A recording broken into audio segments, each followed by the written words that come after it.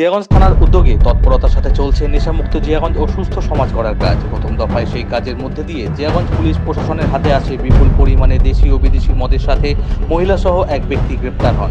এই অভিযানের ধারাবাহিকতার মধ্যেই আবারও দ্বিতীয় দফায় সূত্র মারফত খবর পেয়ে জিয়াগঞ্জ থানার অন্তর্গত আজিমগঞ্জের লালকুঠি এলাকায় অভিযান চালিয়ে গত মঙ্গলবার রাতে 53টি দেশি মদের বোতল, 34 বোতল বেশ কিছু নামি দামি কোম্পানির বিয়ার এবং প্রায় 65 বোতল বিদেশি মদ সব মিলিয়ে প্রায় 152টি নেশাজাত দ্রব্য বাজেয়াপ্ত করা হয়, যার আনুমানিক বাজার মূল্য প্রায় 25,000 টাকা।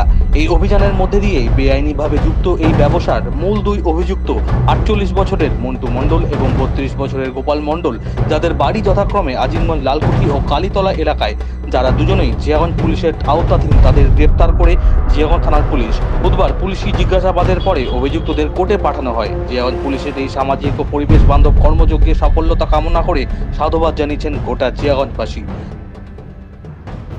জিয়াগঞ্জ থেকে প্রশান্ত সাহা রিপোর্ট, বাংলা নিউজ।